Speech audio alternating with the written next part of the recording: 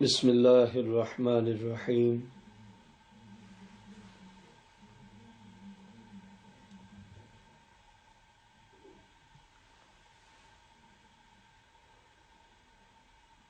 آج کا ہمارا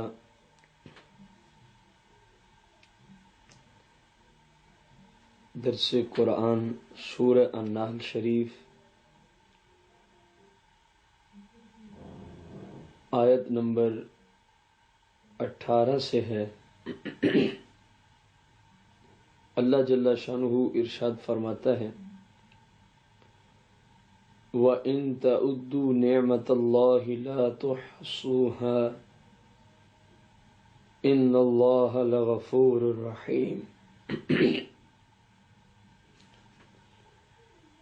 وَإِن اور اگر تعدوا تم گنو نعمت اللہ اللہ کی نعمتوں کو لا تحصوها تو تم انہیں گن نہیں سکتے۔ ان اللہ بے شک اللہ لغفور رحیم بخشنے والا مہربان ہے۔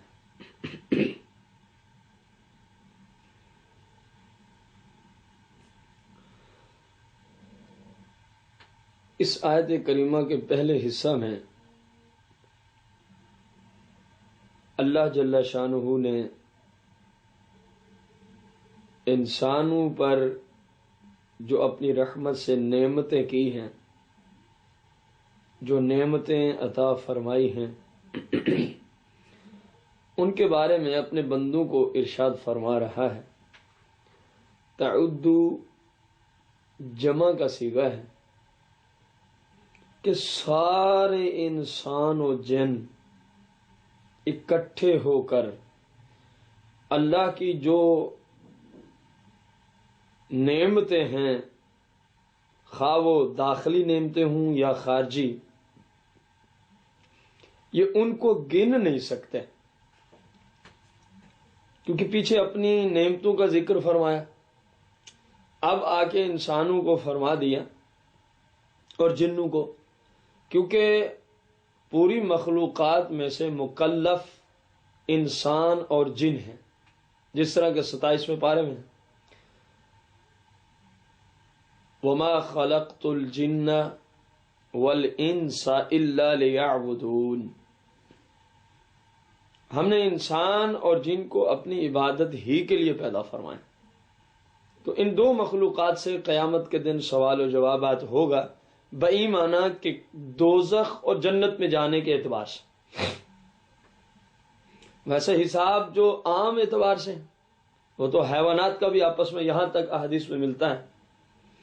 ایک بکری جس کے سینگ تھے، اس نے ایسی کو مارا جس کے سینگ نہ تھے، تو ان کو بھی وہاں عدل و انصاف دیا جائے گا، لیکن اس کے بعد یہ مخلوقات ختم کر دی جائیں گی۔ جنت اور دوزخ سے تعلق انسان اور جن کا ہے، یہی مکلف ہے۔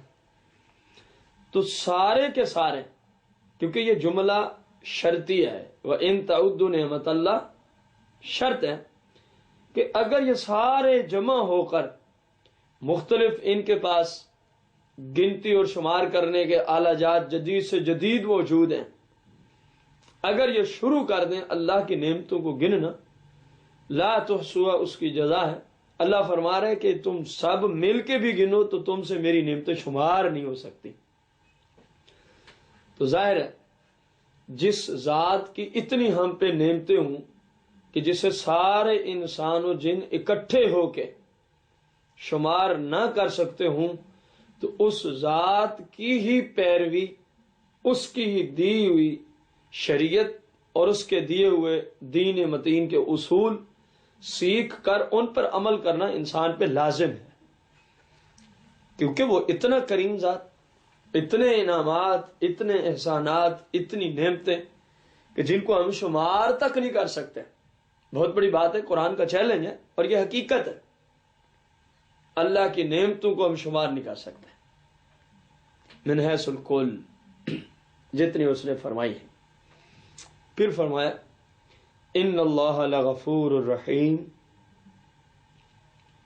باوجود اس کے اتنی نعمتیں میں نے تمہیں دے رکھی ہیں، اس کے باوجود میرے بندے کچھ کفر میں چلے گئے اور کچھ ہیں مسلمان لیکن سرکشی کرتے ہیں، شریعت کے خلاف کرتے ہیں، بڑے بڑے گناہوں کا ارتکاب کرتے ہیں، اس کے باوجود میں اپنے بندوں کے لیے بخشنے والا مہربان ہوں۔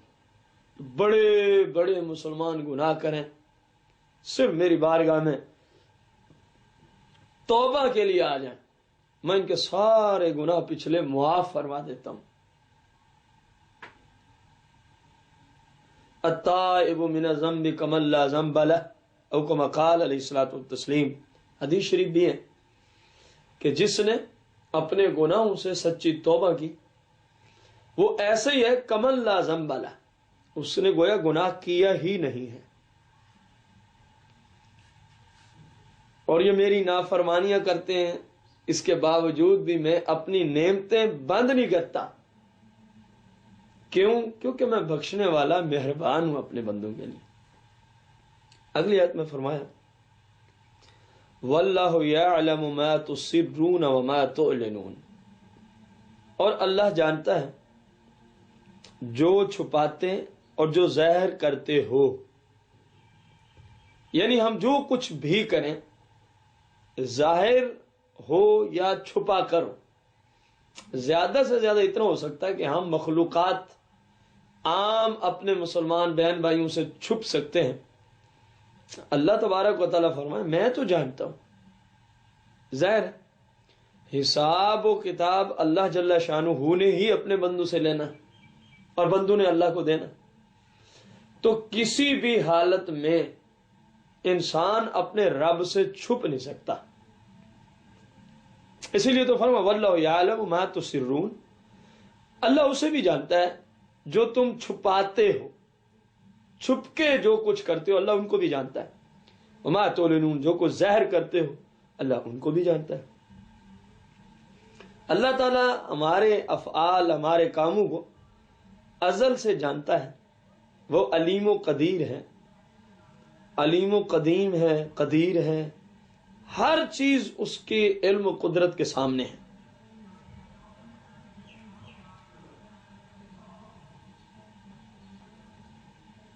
اور یاد رکھیں پوری کائنات ہر وقت اللہ جل شانہ کے علم و قدرت کے سامنے ہے۔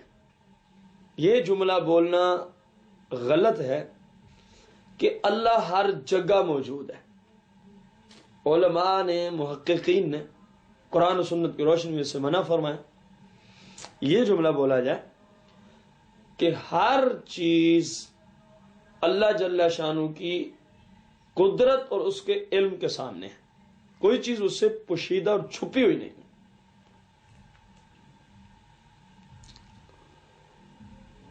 اگلی آیت میں فرمایا والذین یدعون من دون اللہ لا يخلقون شيئا وهم يخلقون، اور اللہ کے سوا جن کی عبادت کرتے ہیں لا يخلقون شيئا، ان بتوں نے کچھ بھی نہیں بنایا، وهم يخلقون، حالانکہ جن کی عبادت کی جا رہی ہے وہ خود بنائے گئے ہیں۔ اس آیت مبارکہ میں اللہ تبارک و تعالی نے مشرکین عرب کے بتوں کے متعلقہ ارشاد فرمایا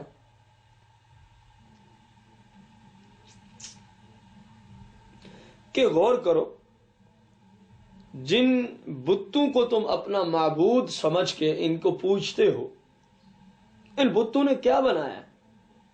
کائنات کے اندر کتنی اشیاء میں کتنی چیزیں موجود ہیں، تمہارے بتوں نے کیا بنایا ہے؟ تم جو انہوں اپنے معبود کہہ رہے ہو انہوں نے بنایا کیا؟ اللہ فرما رہا ہے انہوں نے کچھ بھی نہیں بنایا، بلکہ وہم یخلقون، یہ تو خود بنائے گئے ہیں۔ ظاہر ہے بت مشرکین مکہ خود گھڑتے تھے یا کسی کاریگر سے گھڑواتے تھے. اس لیے فرمایا کہ بت عبادت کا مستحق نہیں ہو سکتا. یہاں تو شریعت یہ ہے کہ رسول کائنات فخر موجودات دونوں جہانوں کے مالک و مختار آقا غیب دان نبی علیہ الصلوۃ والتسلیم کی بھی عبادت اسلام میں جائز نہیں. چاہے جائے کہ بتوں کی عبادت کی ہے، کیونکہ عبادت صرف اللہ کی ہے. رسول کائنات فخر موجودات دونوں جہانوں کے مالک و مختار آقا غیب دان نبی علیہ الصلوۃ والتسلیم کی عزت، عظمت، توقیر، توصیف، رفعتیں، شانیں، بلند رتبے، بلند مرتبے، ان کا ذکر، آپ کی نعت ثنا، آپ کی شانیں بلند سے بلند کی جائیں، لیکن عبادت آپ کی نہیں کی جا سکتی. عبادت فقط اللہ جل شانہ کی ہے. اور آپ کی شانیں کوئی کیا بلند کرے جب قرآن نے کہہ دیا وَرَفَعْنَا لَكَ ذِكْرَكَ، اے محبوب آپ کی خاطر ہم نے آپ کے ذکر کو بلند کر دیا ہے. اب اللہ بلند فرمانے والا ہے، محبوب کے ذکر کو بلند فرمانے والا ہے. کتنا بلند کیا اس کے بارے میں قرآن خاموش ہے، اور ظاہر ہے ہم اس کو شمار بھی نہیں کر سکتے. تو عبادت فقط اللہ جل شانہ کی، انبیاء علیہ السلام، صحابہ، اہل بیت، اولیاء کی تعظیم، ادب و احترام، ان کی رفتیں، ان کی شانیں، ان کے بلند رتبے، ان کے بلند اوصاف جو اللہ تبارک و تعالیٰ نے عطا فرمایا، ان کا ذکر، یہ خود ایک عبادت بن جاتا ہے کہ اللہ تبارک و تعالیٰ کے نیک بندوں کا ذکر. اموات غیر احیاء وما یشعرون ایان یبعثون. اللہ پاک نے فرمایا یہ جن بتوں کی اے عرب کے مشرکو تم پوجا کرتے ہو، اموات یہ تو مردے ہیں، غیر احیاء یہ زندہ نہیں ہیں.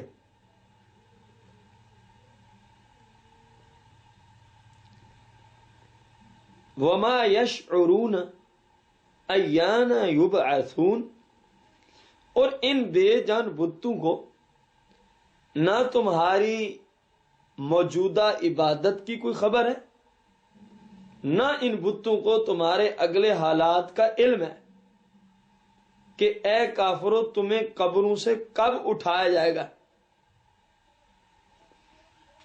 ایسی بے شعور چیز کی عبادت کرنا بالکل حماقت اور جہالت سے خالی نہیں ہے. اب اس آیت میں اللہ تبارک و تعالیٰ نے مشرکین مکہ کے بتوں کے رد کو اتم درجے سے بیان فرمایا کہ کیسے عجیب یہ لوگ ہیں، وہ اس چیز کی پوجا کرتے ہیں جو خود مردہ ہے. ظاہر پتھر میں کہاں حیات، اور انہیں پتہ بھی نہیں ہے کہ کون ہمیں پوج رہا ہے، کس طرح سے میری کون عبادت کر رہا ہے، یا مستقبل میں کون کس طرح میری عبادت کرے گا. اور نہ تمہارے بتوں کو یہ خبر ہے کہ قیامت کس دن آئے گی. جب انہیں کسی چیز کو شعور تک نہیں ہے تو ان بتوں کی عبادت و پوجا کرنا یہ احمق بندے کا کام ہے، اور یہ جہالت ہے، اس کے سوا اس کو کچھ اور نہیں کہہ سکتے. اب ان جیسی آیات سے کچھ لوگ، ایسی آیات کو پڑھ کر کچھ لوگ اللہ کے انبیاء علیہ السلام اور اولیاء عظام کی شانیں خراب کرنے کی غرض سے ان پہ فٹ کر دیتے ہیں. دیکھو جی قرآن کہہ رہا ہے کہ جو مردے قبروں میں پڑے ہیں ان کو کوئی پتہ نہیں، ان کو اتنا بھی پتہ نہیں ہے کب اٹھائے جائیں گے. کیسی غداری ہے اور مسلمانوں سے دھوکہ دہی کے ساتھ کام لیا جاتا ہے. اللہ جن آیتوں کو بتوں کے متعلق نازل فرما رہا ہے، یہ کیسے غدار اسلام لوگ ہیں، یہ انہی آیات بینات کو اٹھا کر معاذ اللہ انبیاء پہ فٹ کر دیتے ہیں. اور کوئی کھڑا ہوتا ہے بتوں والی آیتیں اٹھا کر اولیاء پہ فٹ کر دیتا ہے. سارے اسلام لوگ ہیں یہ انہی آیات بینات کو اٹھا کر معاذ اللہ انبیاء پہ فٹ کر دیتے ہیں، اور کوئی کھڑا ہوتا ہے بتوں والی آیتیں اٹھا کر اولیاء پہ فٹ کر دیتا ہے۔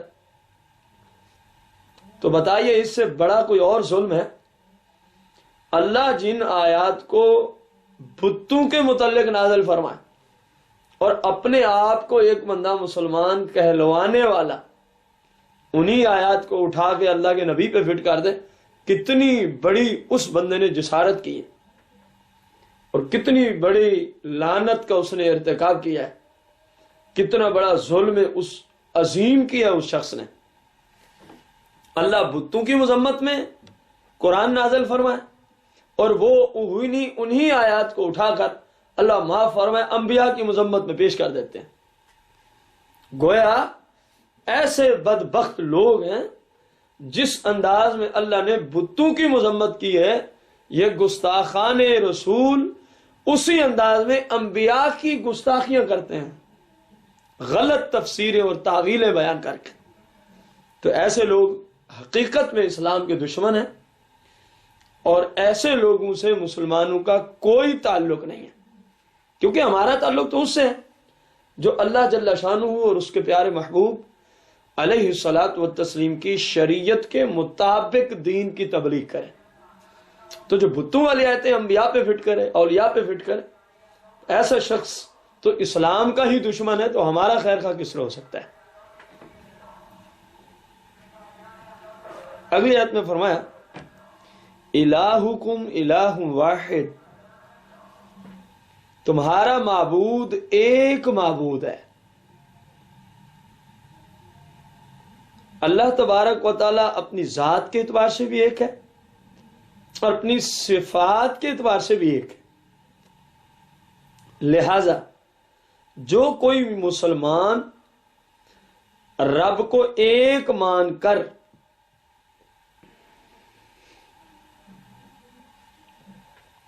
اس کی عبادت کرے اور اس کی شریعت کے مطابق انبیاء علیہ السلام، اولیاء رحمہم اللہ کی تعظیم کرے، ادب و احترام کرے، وہ پکا مسلمان بندہ ہے۔ کیونکہ اللہ کیا فرما رہا ہے؟ الہکم الہ واحد، تمہارا معبود ایک ہے۔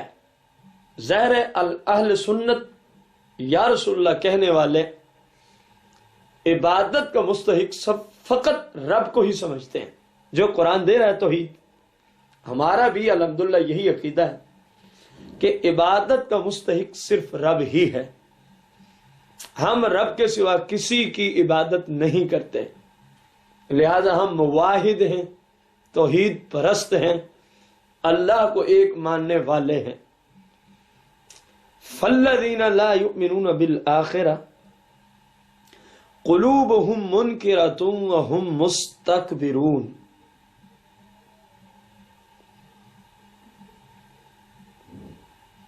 بہرحال وہ لوگ جو آخرت پر ایمان نہیں لاتے، قلوبہم منکرہ، ان کے دل منکر ہیں، وہم مستکبرون، اور وہ مغرور ہیں، تکبر کرتے ہیں۔ اس آیت میں کفار کے دو عیب جو اتم درجے میں ان کے اندر پائے جاتے تھے ان کا ذکر کیا جا رہا ہے کہ کفار میں یہ دو عیب بڑے اتم درجے کے ہیں۔ نمبر ایک کہ وہ انکار کرتے ہیں، نمبر دو وہ تکبر کرتے ہیں، اس لیے کہ یہ لوگ نبی علیہ السلام کے قول اور آپ کے معجزات کو دیکھنے کے باوجود بھی ایمان نہیں لاتے۔ آپ علیہ الصلوۃ والتسلیم نے ان کفار کے سامنے چاند کے دو ٹکڑے کر کے دکھائے، آنکھوں سے دیکھ رہے ہیں۔ کچھ خوش نصیب ایسے تھے جنہوں نے کلمہ پڑھ لیا، مسلمان ہو گئے، اور یہاں وہ مراد نہیں ہے جو اس کے باوجود ایمان نہ لائے، یہاں وہ مراد ہے۔ سورج ڈوبا ہوا واپس لوٹایا میرے آقا کریم علیہ السلام نے، جناب علی المرتضیٰ شیر خدا مشکل کشا کرم اللہ وجہ الکریم کی عصر کی نماز رہ گئی تھی اس حوالے سے، یہ بہت بڑا عظیم معجزہ تھا، اس کے باوجود بھی آپ پر ایمان نہیں لاتے۔ نہ جانے زندگی بھر میرے آقا کریم نے کتنے معجزات ان کافروں کے سامنے رکھے، لیکن ان بدبختوں نے ہمیشہ انکار اور تکبر سے کام لیا۔ اس آیت سے ضمناً معلوم ہو گیا کہ تکبر مومن کی شان نہیں ہے، تکبر کرنا مسلمان کو زیبا نہیں دیتا۔ شیخ سعدی نے تکبر کے حوالے سے مسلمانوں کی رہنمائی کرتے ہوئے قرآن کی آیت کا یوں ترجمہ کیا، تکبر عزازیل را خار کرد بزندان لعنت گرفتار کرد۔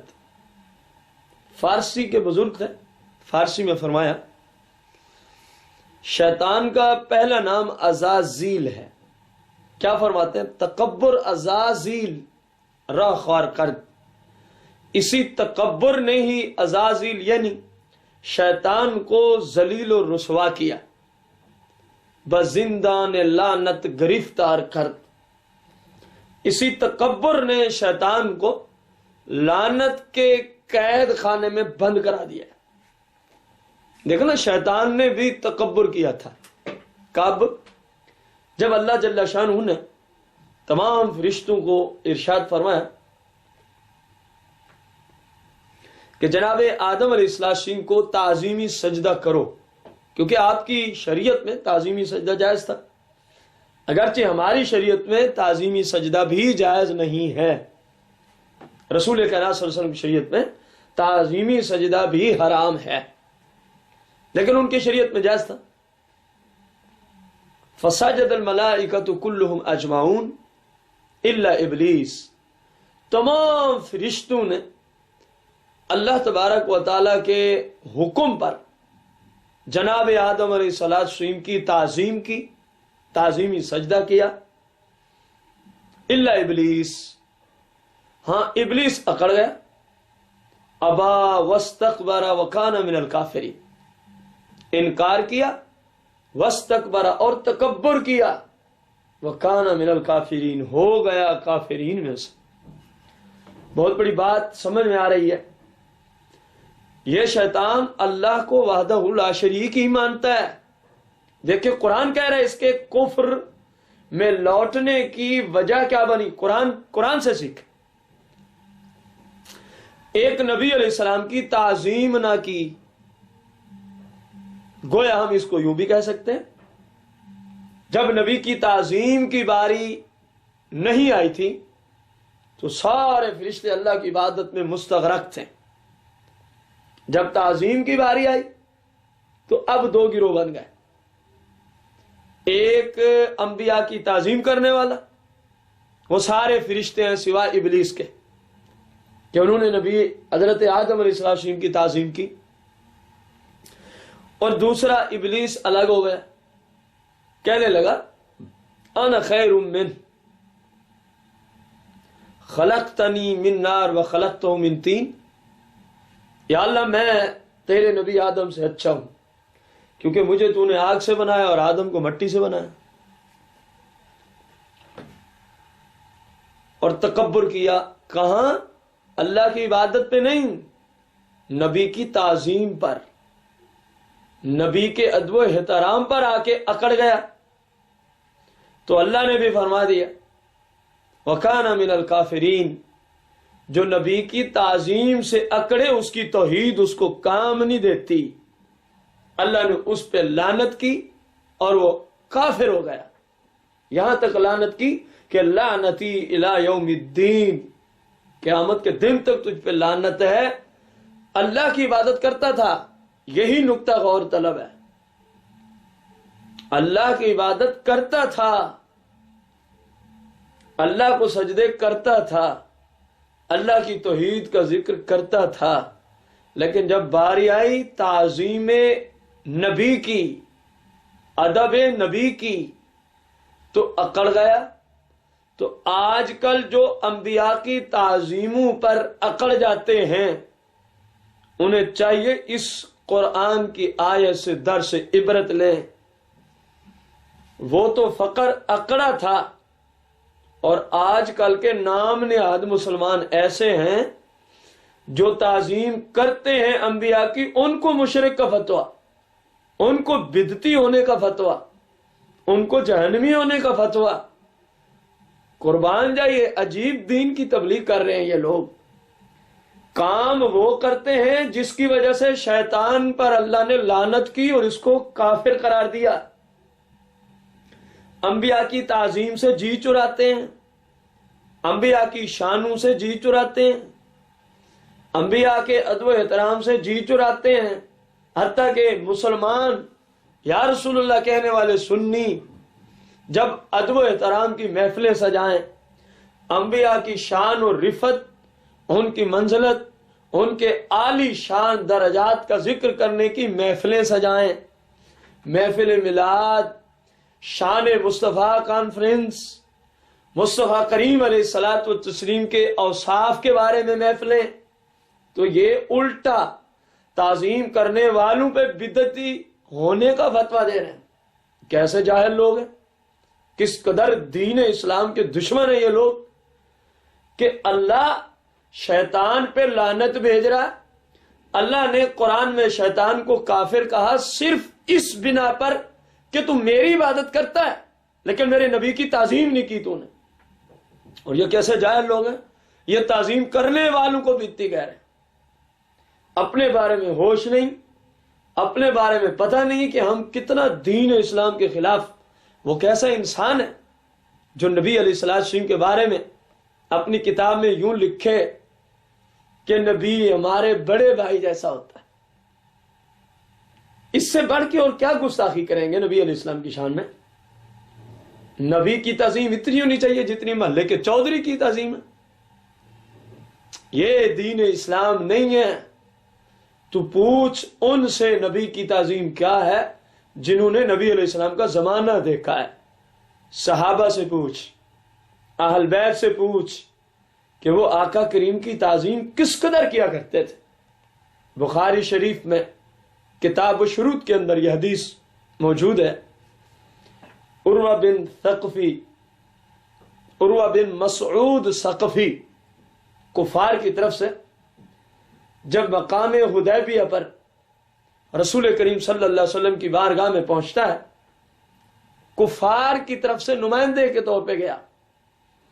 تو جب واپس آیا تو باوجود اس کے کہ وہ کافر ہے، اس کے تاثرات آج بھی بخاری شریف میں موجود ہیں کہ وہ کافروں کو، مکے کے کافروں کو کیا کہہ رہا تھا. کہہ رہا تھا اے کافرو،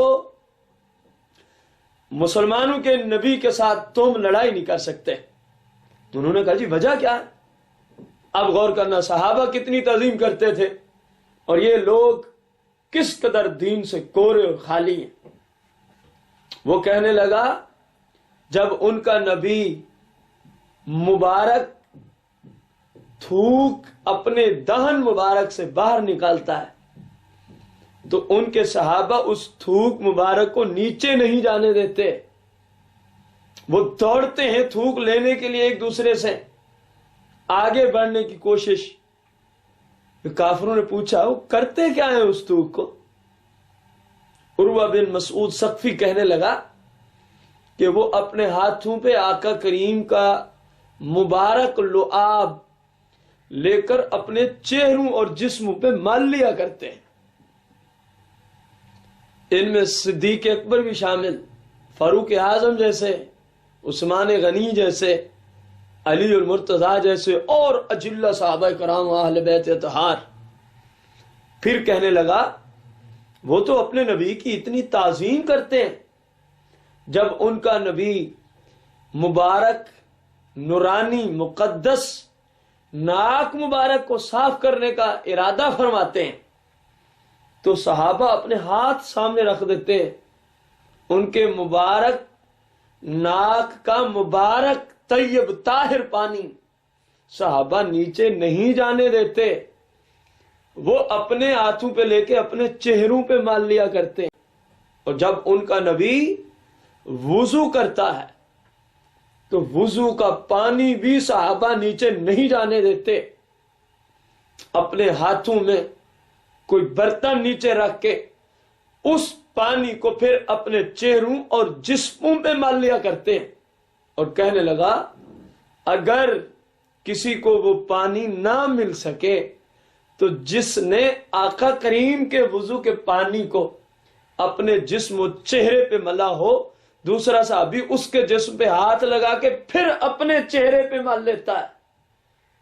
عروہ بن مسعود ثقفی کہنے لگا اے کافرو، اے عرب کے سردارو، اے قریش کے سردارو، جو صحابہ اپنے نبی علیہ السلام کے وضو کے پانی کو نیچے نہیں جانے دیتے، جو ان کے مبارک دہن سے نکلے ہوئے مبارک لعاب کو نیچے نہیں جانے دیتے، جو ان کے مبارک ناک سے مبارک طیب طاہر نکلے ہوئے پانی کو نیچے نہیں جانے دیتے، تو وہ کب اپنے نبی کے خون کے قطرے کو نیچے جانے دیں گے؟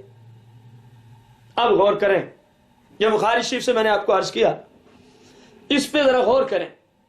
صحابہ نمازیں بھی پڑھتے تھے، صحابہ روزے بھی رکھتے تھے، صحابہ قرآن کی تلاوت بھی کرتے تھے، صحابہ نفلی صدقات و خیرات بھی کرتے تھے، صحابہ نے داڑیاں بھی رکھی تھیں، سروں پر امامے بھی تھے، الغرض پوری شریعت پر صحابہ عمل کرتے تھے۔ لیکن جب کفار کا نمائندہ واپس آیا، اس نے یہ نہیں کہا کہ وہ بڑے نمازی ہیں، اس نے یہ نہیں کہا کہ وہ بڑے روزے رکھنے والے ہیں، نفلی روزے کثرت سے رکھتے ہیں، اس نے یہ نہیں کہا کہ وہ اپنا سارا مال اللہ کے راستے میں خرچ کر دیتے ہیں، کیونکہ یہ باتیں تو گستاخوں میں بھی پائی جا سکتی ہیں۔ اس نے وہ علامت بیان کی جو صرف مومن کے اندر پائی جاتی ہے، وہ ہے تعظیم مصطفیٰ، وہ ہے مصطفیٰ کریم علیہ السلام کی عزت، آپ کی توقیر، آپ علیہ السلام کا ادب و احترام اور آپ کی تعظیم۔ کہنے لگا تم کبھی بھی ان لوگوں سے جنگ نہیں جیت سکتے جو اپنے نبی کی اتنی زیادہ تعظیم کرتے ہیں۔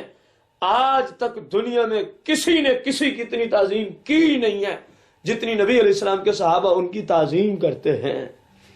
ہمیں رسول اللہ کی تعظیم کرنے سے روکنے والوں، ذرا امام بخاری کی بخاری شریف سے اس حدیث کا مطالعہ تو کرو، اور اس طرح کی سینکڑوں حدیثیں صحابہ کرام رسول اللہ صلی اللہ علیہ وسلم کی کس طرح تعظیم کیا کرتے تھے، کس طرح ادب و احترام کیا کرتے تھے، کس طرح آپ کی شانوں کا ذکر کیا کرتے تھے۔ تمام کتب احادیث اس سے مملو پر ہیں، فل ہیں۔ تو قرآن بھی یہی کہہ رہا ہے کہ جو نبی کی تعظیم سے منہ موڑے اللہ کے ہاں وہ مردود ہے، وہ لعنتی ہے۔ اس لیے تو شیطان کو کہا لعنتی الی یوم الدین۔ اگر کسی بھائی کو اعتراض ہے ہماری اس گفتگو پر، تو ہمارا اس پہ سوال ہوگا کہ ہمیں پورے قرآن بلکہ پورا ذخیرہ احادیث اور شریعت سے دکھائے کس جگہ آیا ہے کہ شیطان نے کہا یا اللہ میں تیری عبادت نہیں کر سکتا؟ کس جگہ آیا ہے شیطان نے کہا یا اللہ میں تجھے ایک نہیں مانتا؟ کس جگہ آیا ہے شیطان نے کہا یا اللہ میں تیرا کسی اور کو شریک سمجھتا ہوں؟ ایسے جملے شیطان نے نہیں کہے۔ شیطان بھی اللہ کو ایک مانتا ہے، اللہ کی عبادت کرتا رہا ہے، کئی کروڑ برس تک اس نے اللہ کی عبادت کی ہے، اور اتنی عبادت کی ہے کہ علماء فرماتے ہیں پوری زمین پر اس کا ایک ایک سجدہ الگ الگ بچھایا جائے تو پوری زمین پہ اس کے سجدے چھا جائیں، لیکن وہ سارے سجدے تباہ و برباد، وہ ساری عبادات اور ریاضات تباہ و برباد۔ وجہ کیا بنی ہے؟ نبی کی تعظیم سے منہ موڑا ہے۔ تو اس سے معلوم ہو گیا اللہ کے ہاں دو گروہ ابتدا سے بنے ہوئے آ رہے ہیں، ایک انبیاء کی تعظیم کرنے والا اور اللہ کو وحدہ لا شریک ماننے والا، اور ایک اللہ کو وحدہ لا شریک مانتا تو ہے لیکن اللہ کے نبی کی تعظیم کرنا نہیں جانتا۔ تو اللہ نے فیصلہ فرما دیا جو مجھے وحدہ لا شریک بھی مانے، میرے انبیاء کی شریعت کے مطابق تعظیم بھی کریں، یہ میرے قرب والے لوگ ہیں، ان لوگوں سے میں راضی ہوں، ان لوگوں پر میری رحمتیں ہیں، ان لوگوں پر ہمیشہ میری طرف سے برکات ہیں، اور جو مجھے وحدہ لا شریک تو مانے لیکن میرے نبی کی تعظیم سے منہ پھیرے، فرمایا لعنتی الی یوم الدین، ایسے گروہ پر، ایسے فرد پر میری لعنت ہے۔ اللہ اکبر، اللہ اکبر۔ تو کیا فرمایا؟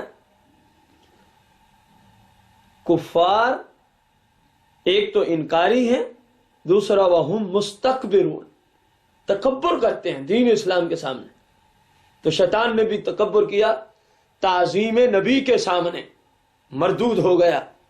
تو جو بھی آج نبی علیہ السلام کی تعظیم کے سامنے آئیں بائیں شائیں کرے، وہ بھی مردود ہے۔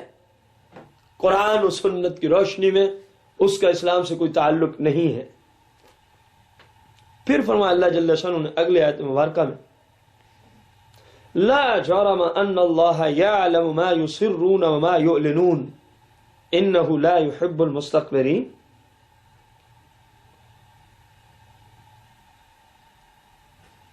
فی الحقیقت، لا جرم فی الحقیقت، یقیناً، ان اللہ، بے شک اللہ تعالی، یعلم، جانتا ہے، ما یسرون وما یعلنون، جو کچھ وہ چھپاتے ہیں اور جو کچھ ظاہر کرتے ہیں۔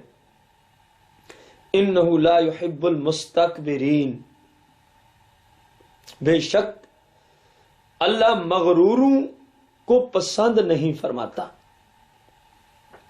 اس آیت میں فرما دیا، لہذا مسلمان کو چاہیے کہ دل کی خالص نیت کے ساتھ اپنے عقائد ٹھیک رکھے۔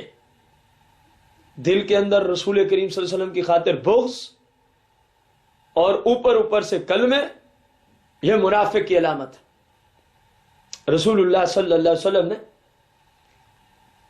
اپنے زمانے کے منافقوں کو اپنی مسجد سے نکال دیا تھا، حالانکہ آپ کے پیچھے نمازیں پڑھتے تھے اور اس دن بھی جمعہ کی نماز پڑھنے کے لیے حاضر تھے، اللہ کی طرف سے اجازت ہوئی آپ منافقوں کو نکال دیں۔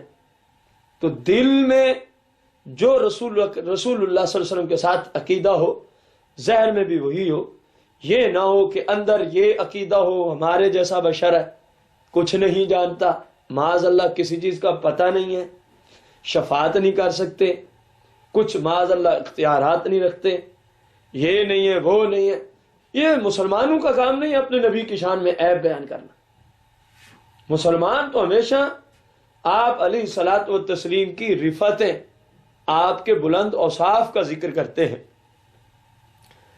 وہ حضرت حسان بن ثابت رضی اللہ تعالی عنہ نے کیا ہی خوب رسول کریم صلی اللہ علیہ وسلم کے سامنے یہ نعت کے اندر یہ نعتیہ اشعار پیش کیے تھے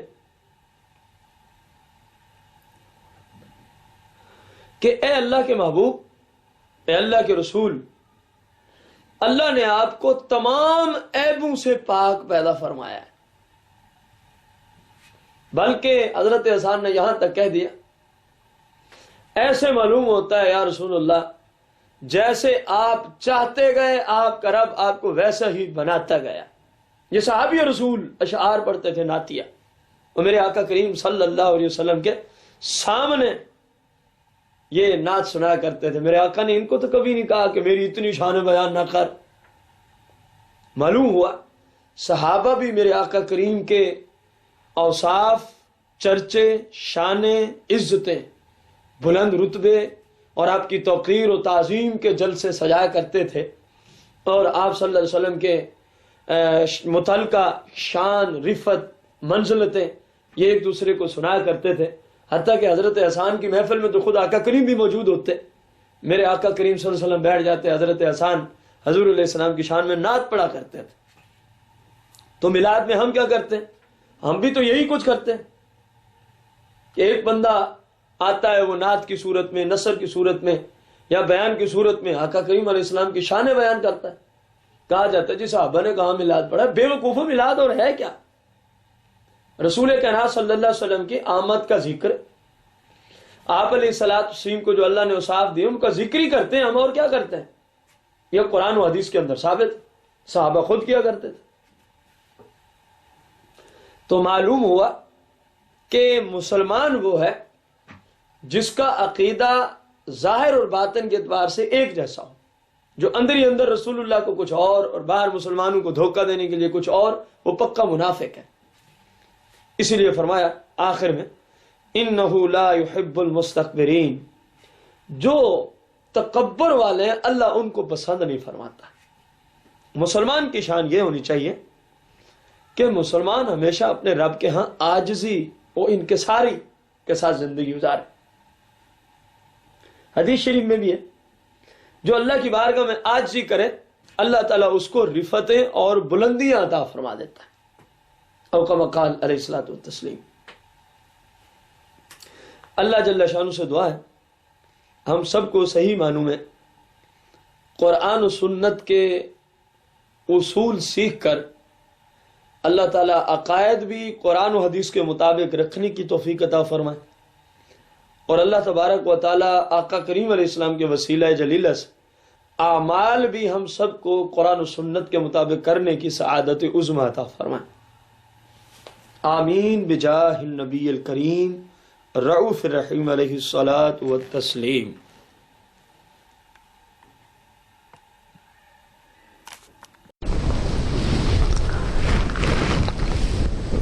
بسم اللہ الرحمن الرحیم۔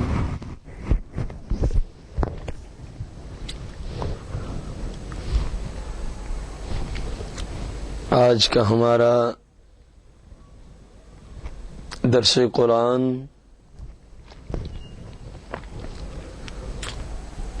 سورہ النحل شریف کی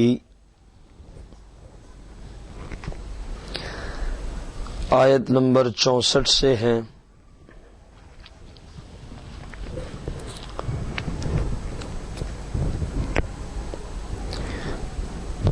وَمَا أَنزَلْنَا عَلَيْكَ الْكِتَابَ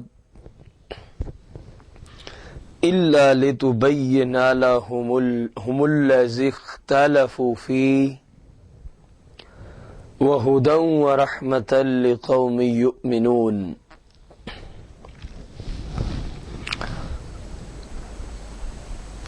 اے محبوب، ہم نے نہ نازل کی یہ کتاب آپ کی ذات پر مگر اس لیے نازل کی کہ آپ لوگوں پر روشن کر دو، واضح کر دو الذی اختلفوا فیہ، جس بات میں وہ اختلاف کریں، وہدن، اور یہ قرآن ہدایت کا سرچشمہ ہے، ورحمہ، اور یہ رحمت کا سرچشمہ ہے، لقوم یؤمنون، ایمان والوں کے لیے۔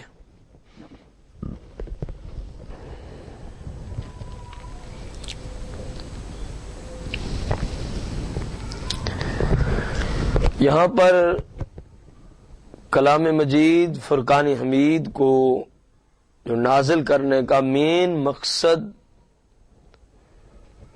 اور مطلب ہے اس کا ذکر کیا جا رہا ہے کہ قرآن کے نزول کا مطلب یہ ہے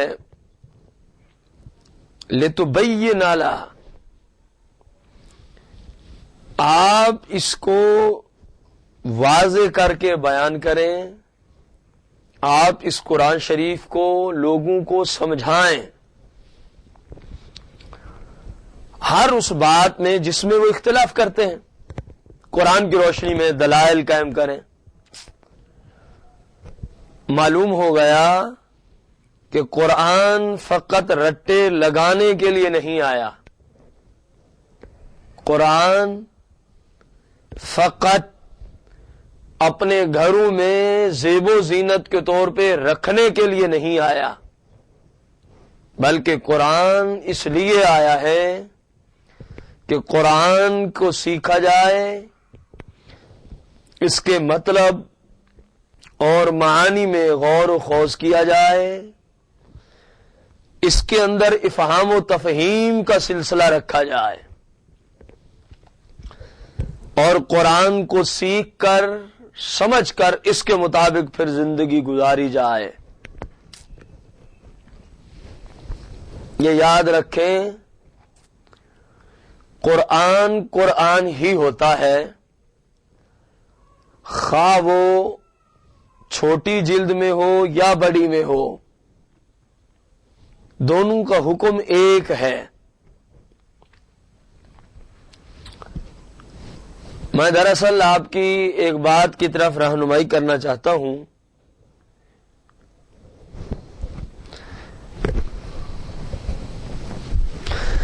وہ یہ ہے کہ بعض لوگ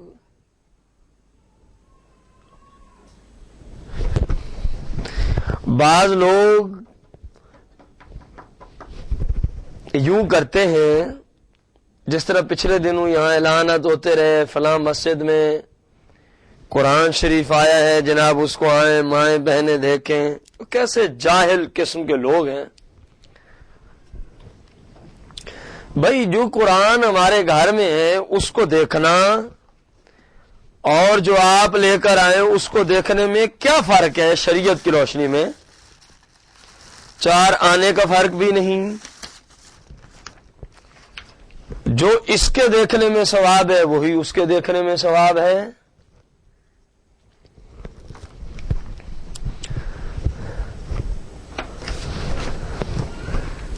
خواہ مخواہ عورتوں کو بازاروں میں بلانا اس گئے گزرے دور میں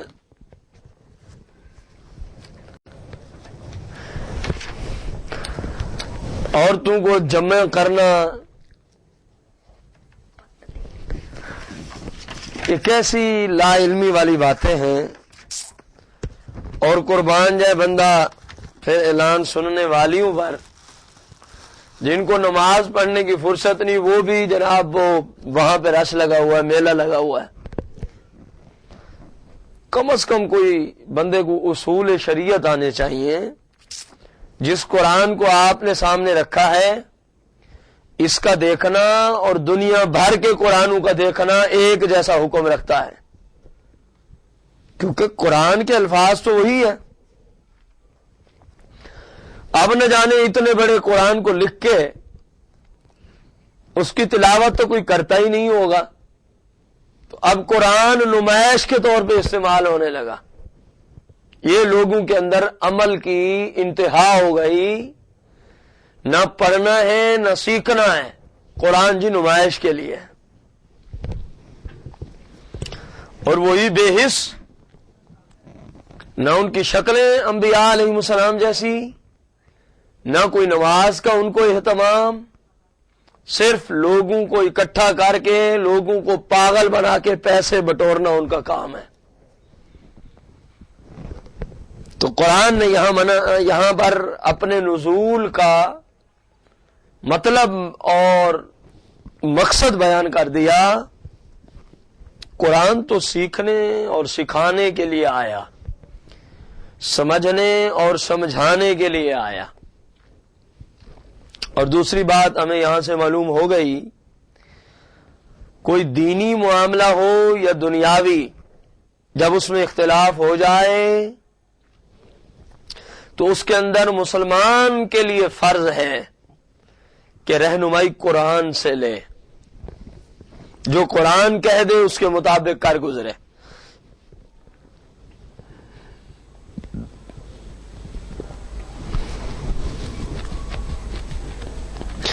لیکن ہر شخص قرآن سے ہر مسئلہ نکال نہیں سکتا، تو اس کے لیے آقا کریم کے توسل سے علماء اور علماء کے توسل سے عوام الناس قرآن کو سیکھیں گے، کیونکہ جو آپ نے سکھا دیا عربی تفاسیروں میں علماء وہاں سے سیکھیں گے، اور عوام الناس گھر میں قرآن اٹھا کے پڑھیں اور سیکھ لیں، یہ ناممکن بات ہے، کیونکہ یہ ہماری زبان میں نہیں آیا۔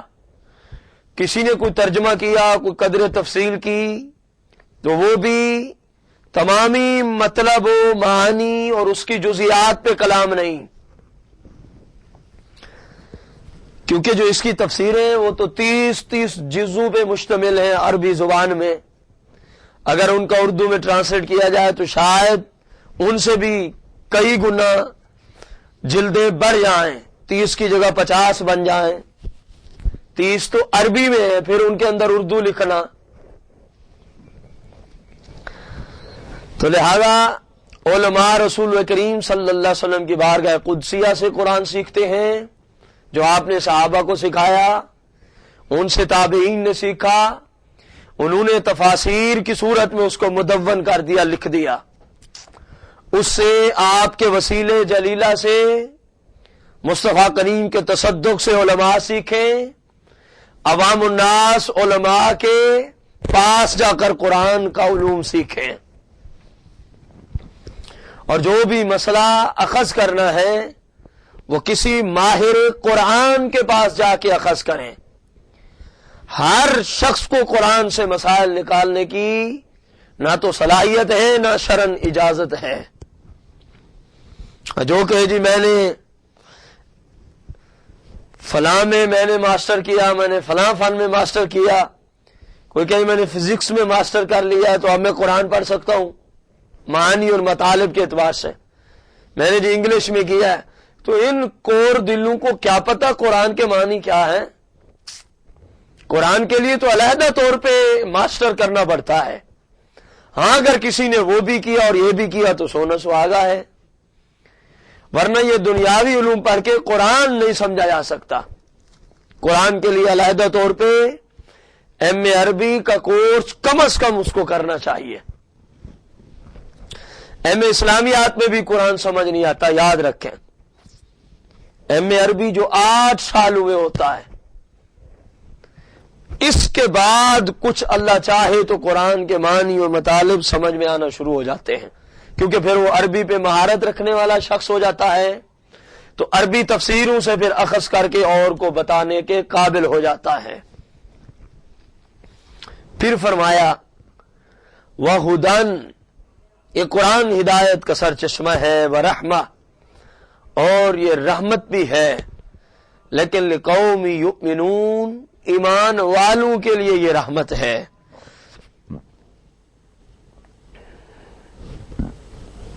اس سے معلوم ہوا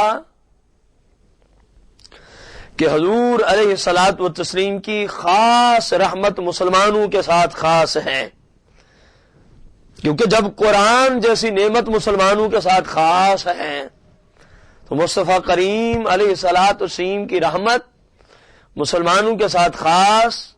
اور جو اللہ نے فرمایا سورہ توبہ آیت نمبر 128 میں وَبِالْمُؤْمِنِينَ رَءُوفٌ رَحِيمٌ، میرا محبوب مومنوں کے لیے خاص طور پہ رؤوف بھی ہے، میرا محبوب مومنوں کے لیے خاص طور پہ رحیم بھی ہے. سورہ توبہ کی آیت نمبر 128 میں اللہ تبارک و تعالی نے یہاں پر واضح کر دیا کہ محبوب علیہ السلام کا رؤوف اور رحیم ہونا مسلم ہے، اور پھر خاص طور پہ رؤوف اور رحیم آپ ہیں بالمؤمنین، مسلمانوں کے لیے. آپ کا خاص فیضان مسلمانوں کو ملتا ہے. ہاں عام رحمت جو مصطفیٰ کریم علیہ السلام کی ہے وہ تمام خلق کے لیے ہے، جس طرح اللہ نے فرمایا وما ارسلناک الا رحمت للعالمین. الانبیاء میں آیت نمبر 107 میں یہاں جو رحمت ہے یہ تمام عالمین کے لیے عام ہے، لیکن جو سورہ توبہ 128 آیت میں وہ جو آیت مبارکہ ہے وَبِالْمُؤْمِنِينَ رَءُوفٌ رَحِيمٌ والی، یہ خاص مومنوں کے لیے ہے، کیونکہ قرآن نے شرط لگائی وَبِالْمُؤْمِنِينَ. سورہ توبہ میں 128 آیت نمبر کے اندر اللہ نے یہی فرمایا کہ محبوب کا جو خاص فیضان ہے، جو خاص رحمت اور شفقت ہے، وہ اپنی امت میں سے مومنوں کے لیے ہے، بد مذہبوں کے لیے نہیں. اور آقا کریم کی عام رحمت سے کیا فائدہ ہوا جو ہر ایک کے لیے رحمت بن کر آئے کہ دنیا میں عذاب الہی نہیں آتا. یہ مصطفیٰ کریم کی رحمت کا صدقہ ہے، آپ کے وجود کی برکت ہے، آپ کے وجود کا فیضان ہے کہ جس طرح آپ سے پہلے والے انبیاء علیہ السلام کے جانے کے بعد ان کی قوموں پر عذاب آتا، ساری ان کی امت ہلاک ہو جاتی. مصطفیٰ کریم کے وجود مبارک طیب و طاہر جسم کی یہ برکت ہے کہ آپ کو گئے ہوئے ظاہری طور پہ انتقال فرمائے ہوئے، پردہ فرمائے ہوئے 1400 سال سے اوپر کچھ سال گزر گئے، لیکن آپ کی امت پر ایسا عذاب کبھی نہیں آیا کہ ساری امت ہی برباد ہو جائے، اور نہ قیامت تک آئے گا، کیونکہ اللہ خود قرآن میں فرما چکا وما کان اللہ لیعذبہم وانت فیہم. اے محبوب، آپ کی امت کو اللہ کی شان نہیں کہ ساری امت کو عذاب میں مبتلا کر دے، کیونکہ وانت فیہم، آپ جو ان میں تشریف فرما ہیں. یہ قرآن میں 9ویں پارے میں آیا. اسی طرح دنیا میں رزق کا ملنا، اولاد کا ملنا، یہ بھی مصطفیٰ کریم کی عام رحمت کا صدقہ ہے. حضور کے صدقے سے سب کو یہ نعمتیں مل رہی ہیں، خواہ کیونکہ عذاب کا نہ آنا، رزق ملنا اور اولاد کا ملنا یہ عام رحمت کے صدقے سے ہیں، اور یہ سب کو مل رہے ہیں کیونکہ عام رحمت سب کے لیے ہے. دیکھیں منافقوں کو بھی رزق مل رہا ہے، منافقوں پر بھی عذاب نہیں آتا، منافقوں کو اولاد بھی مل رہی ہے، کیونکہ یہ آپ علیہ السلام کی عام رحمت کے طفیل ہیں.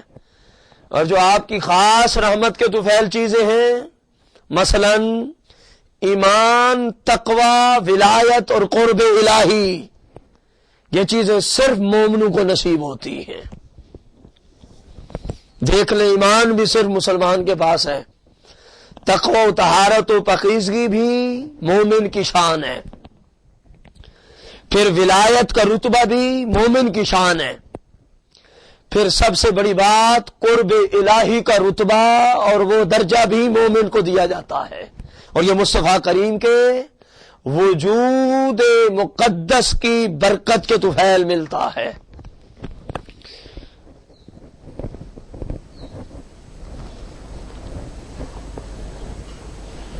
یہ چیزیں صرف مومنوں کو دی جاتی ہیں، وہ بھی حضور علیہ السلام کی عطا سے. کافر اور منافق ان چیزوں سے محروم ہیں.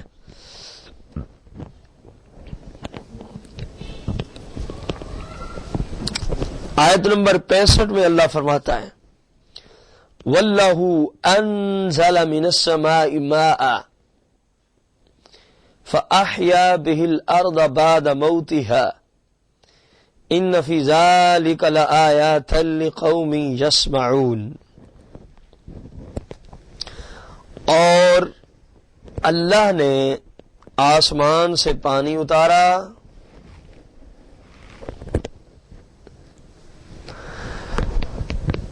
تو اس سے زندہ فرما دیا زمین کو بعد اس کے کہ وہ مردہ تھی. بے شک اس میں نشانی ہے ان کو جو کان رکھتے ہیں. اب غور کریں، یعنی آسمان کی طرف سے یا آسمانی خزانہ سے یا آسمان کے اسباب سے اللہ تبارک و تعالی نے تمہیں پانی دیا.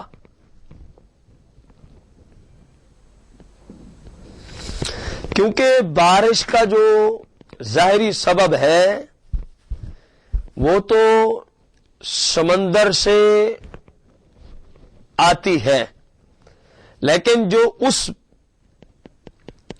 پانی کو جو سمندر سے بارش کے لیے استعمال کیا جاتا ہے، جو اس کو بھاپ بنا کر اوپر کی طرف اٹھاتی ہے، وہ گرمی ہے، اور گرمی آسمان سے آئی، تو اس لیے فرمایا کہ پانی اللہ نے آسمان سے نازل فرمایا.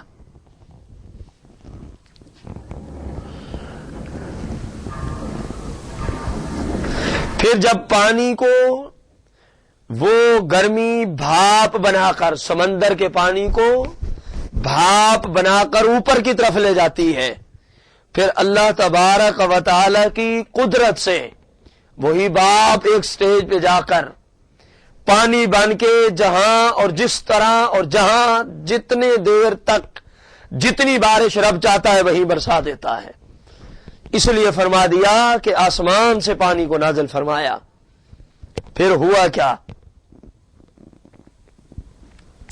فَأَحْيَا بِهِ الْأَرْضَ بَعْدَ مَوْتِهَا، جو مردہ زمین تھی پانی کے ذریعے اس کو زندہ فرما دیا۔ دیکھا نا، ایک بنجر زمین ہو جس میں کبھی پانی نہ لگا ہو تو اس میں زراعت کبھی نہیں ہوگی۔ اس کو پانی دیں گے، اب وہاں کھیتی باڑی اگنا شروع ہو جائے گی، زراعت اگنا شروع ہو جائے گی۔ یہ مطلب ہے مردہ سے زندہ کی طرف۔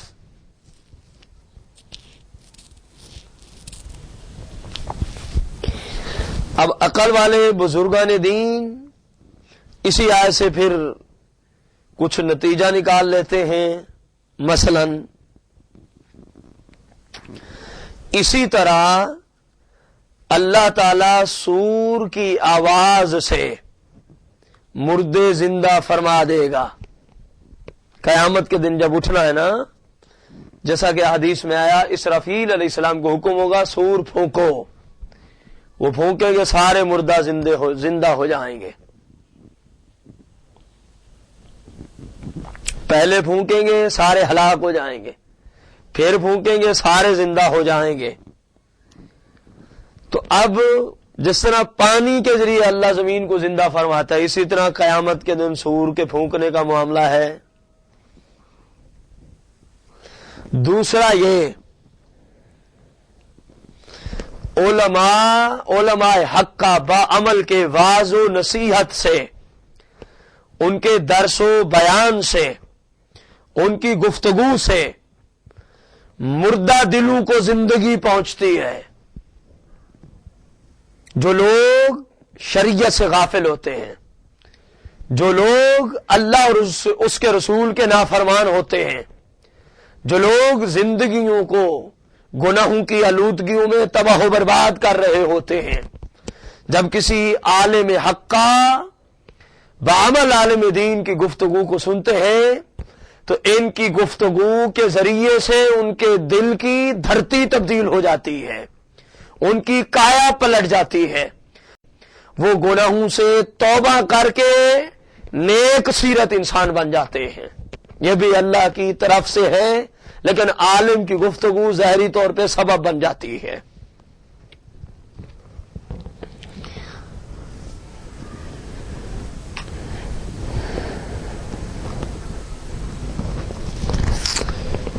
پھر فرمایا لآیات لقوم یسمعون، ان فی ذلک لآیات لقوم یسمعون،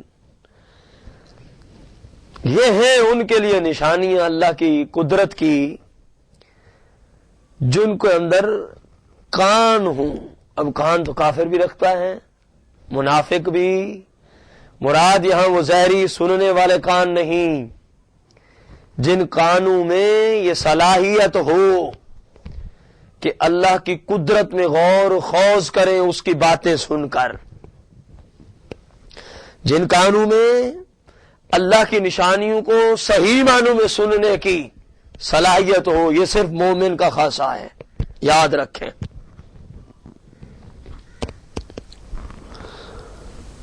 پھر آیت نمبر 66 میں فرماتا ہے وَإِنَّ لَكُمْ فِي الْأَنْعَامِ لَعِبْرَةً نُسْقِيكُم مِّمَّا فِي بُطُونِهِ مِن بَيْنِ فَرْثٍ وَدَمٍ لَبَنًا خَالِصًا سائغا للشاربین۔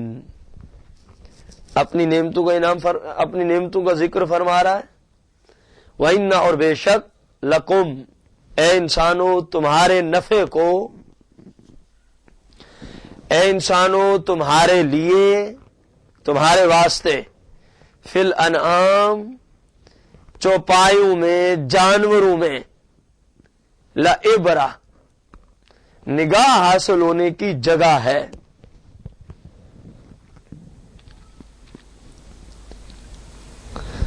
کہ دیکھو اللہ نے تمہارے لیے کیسی کیسی نعمتیں بنا ڈالی۔ مزید فرماتا ہے نسقیکم مما فی بطونہ من بین فرث ودم لبنا خالصا سائغا للشاربین۔ فرمایا اللہ تمہیں پلاتا ہے اس چیز میں سے جو ان جانوروں کے پیٹ میں ہے، من بین فرث ودم، گوبر اور خون کے بیچ میں سے، لبنن دودھ دیتا ہے تمہیں، خالصاً خالص، سائغن بڑا آسان ہے وہ دودھ، بڑا سہل ہے اس کا اترنا، للشاربین دودھ پینے والوں کے لیے۔ کہ دودھ کے جانوروں کو دیکھ کر انسان رب کی قدرت پہ کئی باتیں سوچ سکتا ہے کہ یار یہی جانور چارہ کھاتا ہے، اب چارے میں اس کو مختلف اشیاء دی جاتی ہیں، اس نے پانی پینا ہے، فلاں چیز کھائی، فلاں کھائی، پھر جب اندر گئی اس سے خون بنا، اس سے بول و براز بنا جانور کا، اس سے اور چیزیں جانور کے اندر بنی، گوبر بنا، اور اللہ کیا فرما رہا ہے؟ گوبر اور خون کے درمیان میں سے ہم تمہارے لیے خالص دودھ نکالتے ہیں۔ کبھی تم نے اس دودھ میں گوبر کی بدبو نہ پائی، کبھی تم نے اس دودھ میں خون کی رنگت نہ پائی۔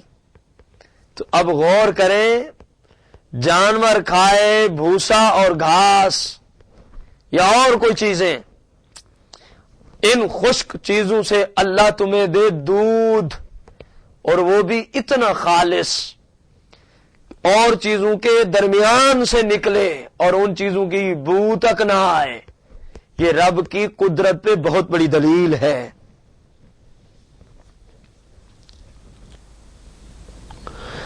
کہ خشک گھاس ہیں، چارے ہیں، اس سے گوبر بھی بنتا ہے، خون بھی بنتا ہے، دودھ بھی بنتا ہے، مگر مجال ہے کہ دودھ میں گوبر اور خون کا کبھی رنگ آئے یا اس کی بدبو آئے، نہ اس کا مزہ آتا ہے۔ کفار کہا کرتے تھے کہ مرنے کے بعد جسموں کے اجزاء بکھر جائیں گے، پھر ان میں فرق اور امتیاز کیسے ہو سکے گا؟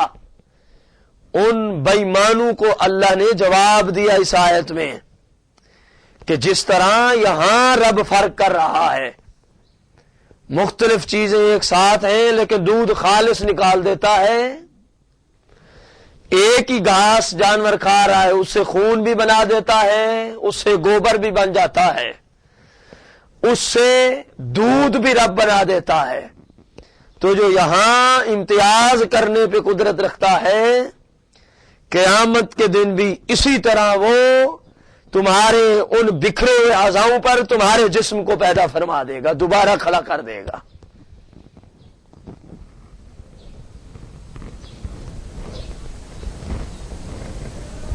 کیونکہ بھوسا اور چارہ میں سے خون، گوبر اور دودھ نکالا جاتا ہے، اور یہ ایک دوسرے میں خلط ملط نہیں ہونے پاتے، ایسی صحیح چھانٹ ہوتی ہے کہ سبحان اللہ، ایسا قدرت والا رب اس دن بھی اجزاء کی چھانٹ فرمانے پر قادر ہے۔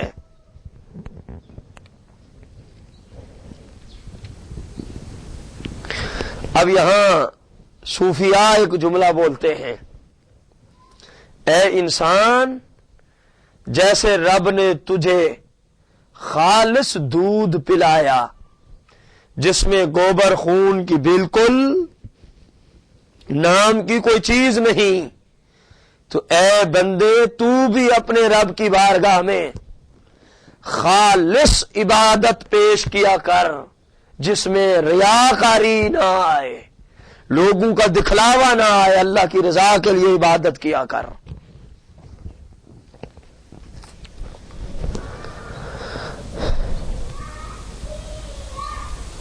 وَمِن ثَمَرَاتِ النَّخِيلِ وَالْأَعْنَابِ تَتَّخِذُونَ مِنْهُ سَكَرًا وَرِزْقًا حَسَنًا إِنَّ فِي ذَلِكَ لَآيَةً لِقَوْمٍ يَعْقِلُونَ۔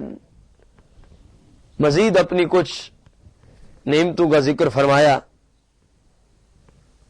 وَمِن ثمرات، اور پھلوں میں سے، النخیل، کھجور ہم نے بنا ڈالی، والاناب، انگور ہیں، تتخذون منہ ساقرا، اس سے نبیذ بناتے ہو، ورزقا حسنا، اور اچھا رزق، ان فی ذلک لآیہ، بے شک اس میں نشانی ہے، لقوم یعقلون، عقل والوں کے لیے۔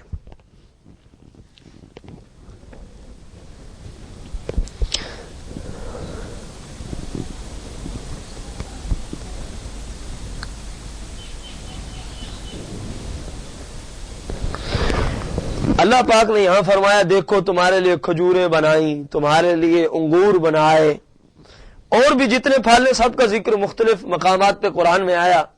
اللہ نے سب انسانوں کے استعمال کے لیے بنائے، انسانوں کے بھلے اور نفع کے لیے بنائے۔ تو اللہ تبارک و تعالیٰ فرماتے ہیں تم ان کا شیرہ استعمال کرتے ہو، ان کا جوس جو ہم پیتے ہیں، آسان لفظوں میں تم ان کا جوس پیتے ہو، خود پھلوں کو کھاتے ہو، تو کتنا مزیدار اور لذیذ تمہارے لیے رزق بن جاتا ہے۔ اسی طرح انگور یا کھجور کا تم نبیذ بناتے ہو کہ پانی میں کھجوریں یا انگور ڈال دیے جائیں یا ان میں حل کر کے اس پانی کو پی لیا جائے تو اس میں کوئی مذائقہ نہیں ہے۔ خالص ان کا رس نکال کے جوس پی لیا جائے تب بھی کوئی مذائقہ نہیں، ان کو ایسے کھا لیا جائے تب بھی شرن کوئی مذائقہ نہیں۔ فرمایا ان باتوں میں عقل والوں کے لیے نشانیاں ہیں۔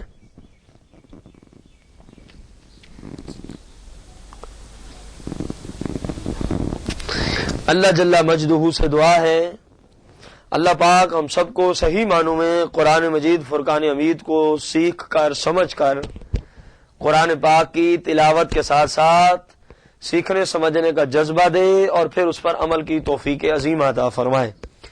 آمین بجاہ النبی الکریم رؤوف رحیم علیہ الصلوۃ والتسلیم۔